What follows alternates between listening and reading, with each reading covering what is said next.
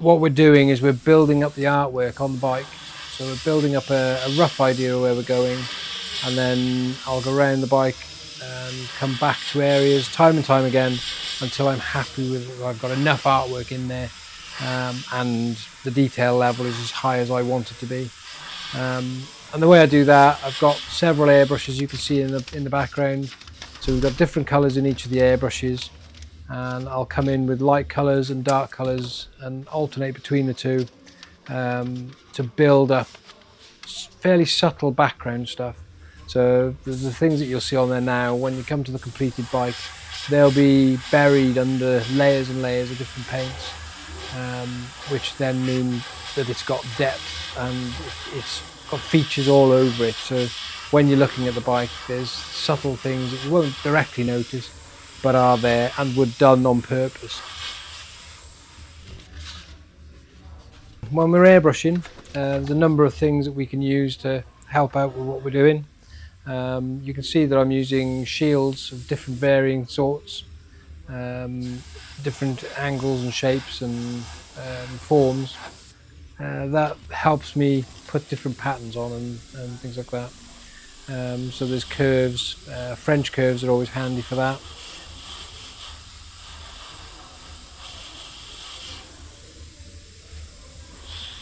We'll also mask off areas, so if there's areas we want to protect, you can't see fully, but you can see the masking tape down the back of the seat tube, which has got a line on it. We've got that in because I've painted one half of the bike, which you'll have seen in an earlier video, painted one half of the bike blue, and I'm doing airbrushing over the other half of the bike. The reason for splitting it up is to be different. It's to be to make it stand out amongst a lot of very nice custom bikes. So by doing it the way I've done it, we've got the airbrush side is going to be gloss, and then the blue side will be matte, which is two surface finishes that have different effects and obviously display differently on the paintwork that's on there. So as we're going through, we get the airbrush really close to the item we're painting to get a really fine line, and further away to get soft lines, and we basically just pull the trigger back to get an amount of paint out that we want to get the effect that we want, and then it builds up and creates the artwork that you see sort of coming on the bike now. When you press the trigger down, you're putting the air through the airbrush, and then as you pull the trigger back, you're pulling the needle back, which opens up the hole at the front to let more and more paint through. So the further you pull it back, the more paint comes through. So when you're really close and you want to do a really fine line, you're pulling back 0.5 millimeter on the airbrush, and that's then giving you the fine line like a hair. You pull it away so you're 12 inches away from the item and pull the trigger all the way back. You could be spraying a pattern out probably as wide as about 7 or 8 inches. So it's all relative as to what you're doing, basically.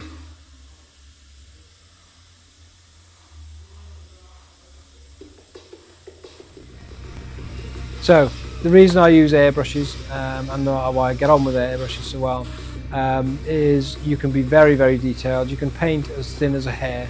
So a human hair, you could paint as thin as that on a tuned airbrush that obviously is a high quality one. But even the cheapest airbrush I use on there, which is the Neo, you can get really good quality work from. But it's not like a spray, like a rattle can, where it just squirts at a set pressure and chucks out as much paint as it can chuck out on that pressure. With an airbrush, you can go down to as little as 5 psi. With a very thinned paint, you can get extremely high detail, or you can put it up to 25, even 30 psi, and you can get a broader spray or a finer spray. It atomizes the paint better. So it depends on what you're painting and how you want it to, how the effect you want it to have.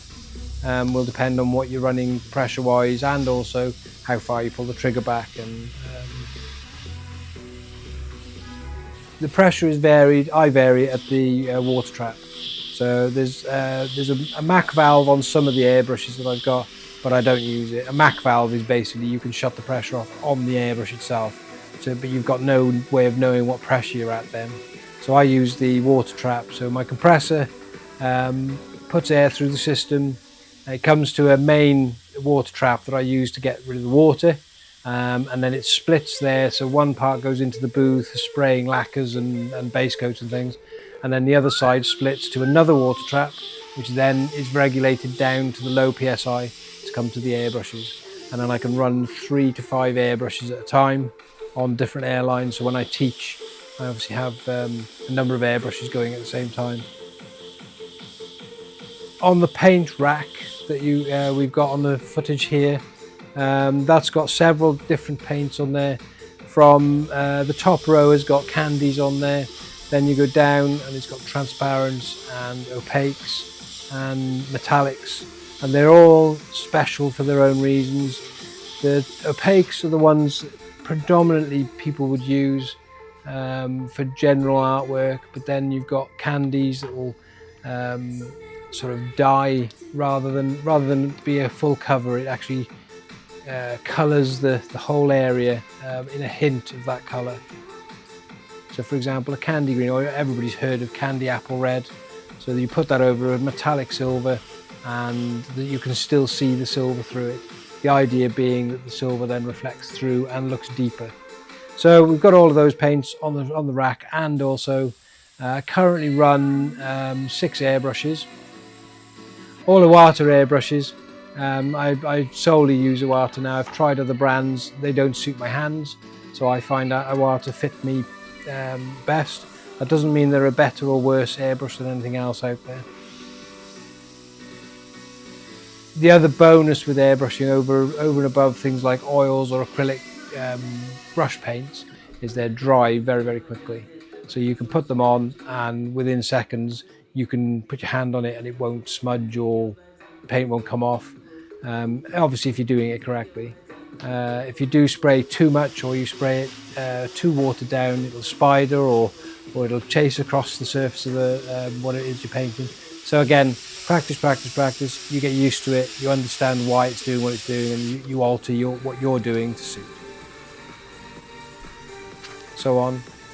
Mixing the paint, everybody's like, oh, you've got to do 2 bits of this and 3 bits of that. The mix of the paint is also varying depending on what you're doing with the air pressure and how much you're pulling the trigger back. It's something where, the same as the age-old saying is practice, practice, practice. So people can't tell you how to do it. You work it out and you do it over and over again. And after a while, it just becomes natural. You know when you need a little bit more reducer, or you know when you need a little bit more paint to get it to work, to do what you want it to do. And then, yeah, I'll just keep building now, going around with the bike, building up the artwork, filling in all the gaps, and detailing the artwork that's on there.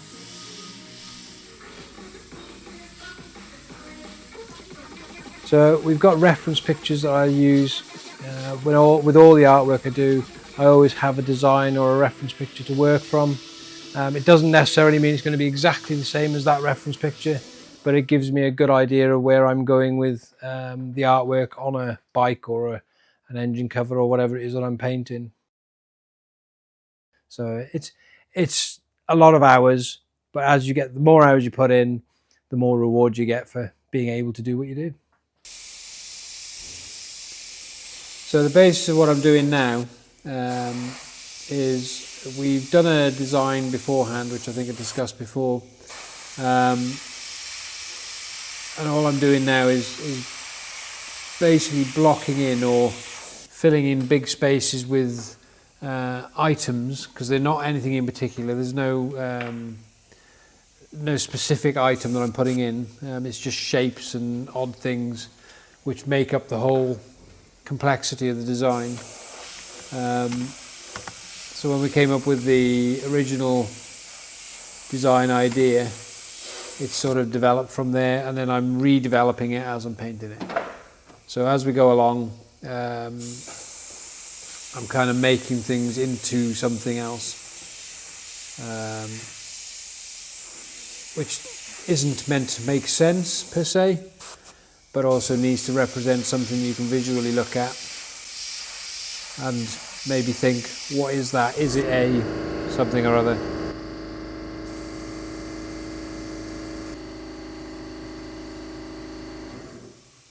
There we go.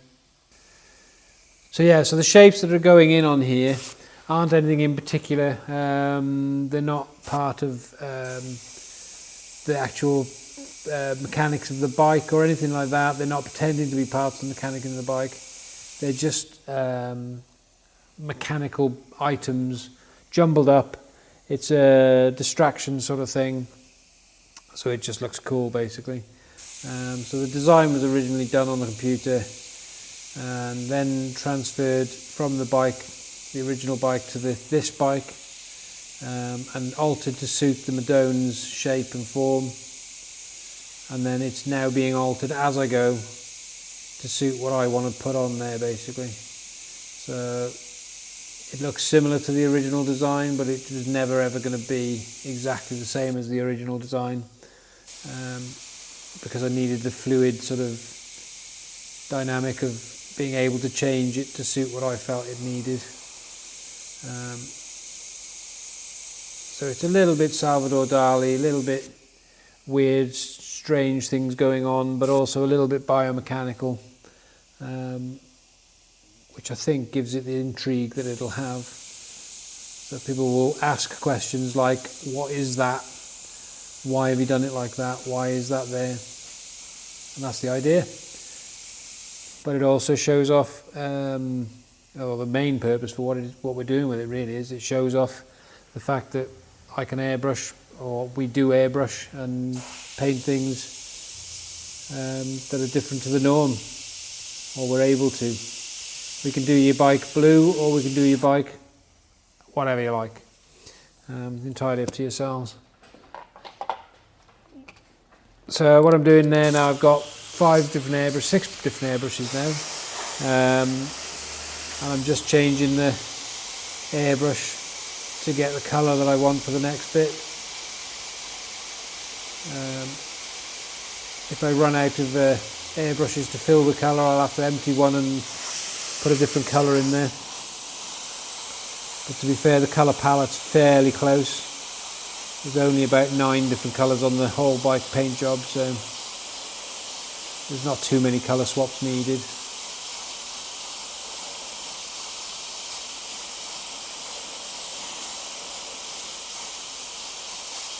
Down this area of the bike obviously is going to have the chain ring down here, so a lot of the artwork that's down here will be visible if you look for it, but not obvious. So it is a little bit of just filling in space, but obviously it needs to have something there. You can't leave it blank.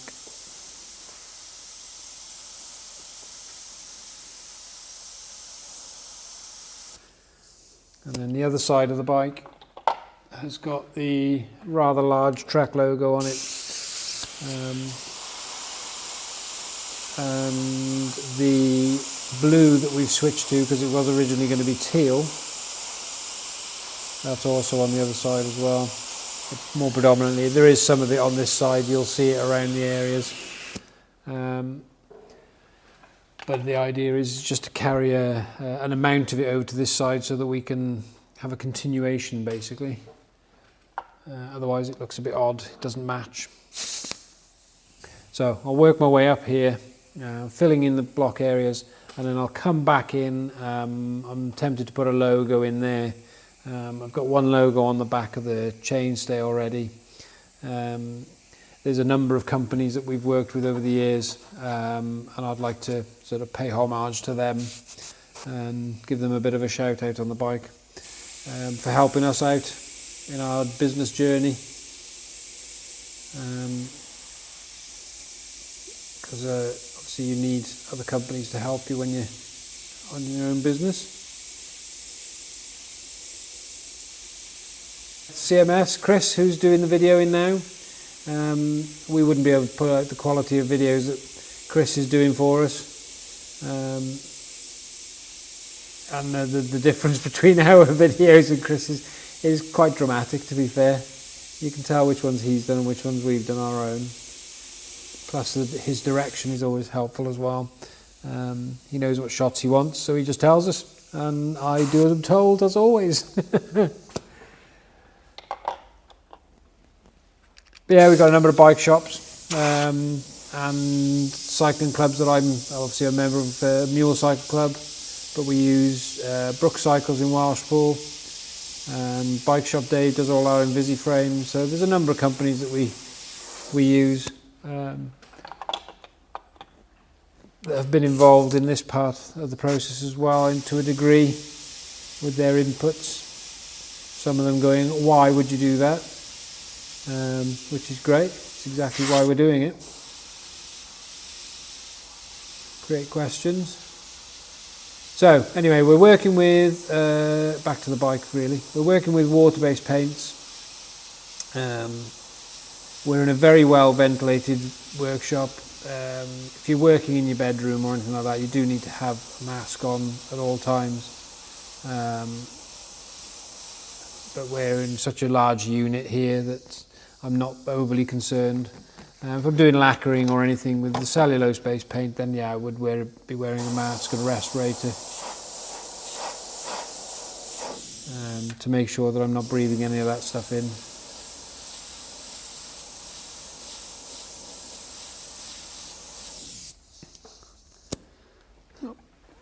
So I'm switching and chopping and changing. It's very easily done when you've got a number of airbrushes to hand.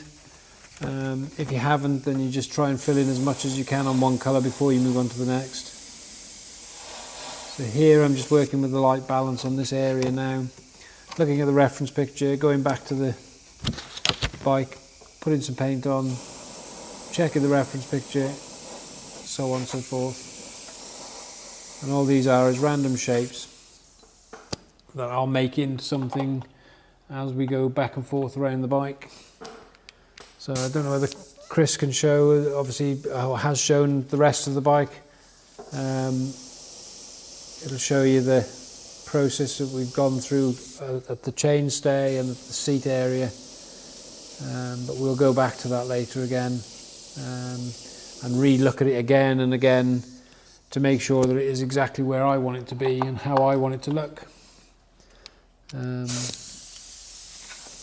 Yeah, because it's got to have a certain look to it by the end.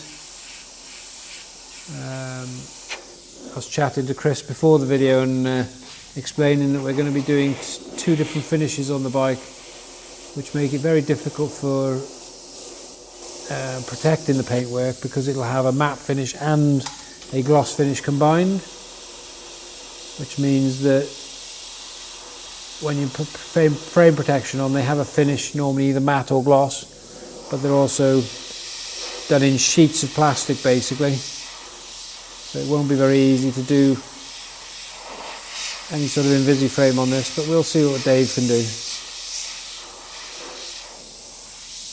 So for those who don't know, matte finish is where it doesn't shine, and then the gloss finish is where it's very shiny.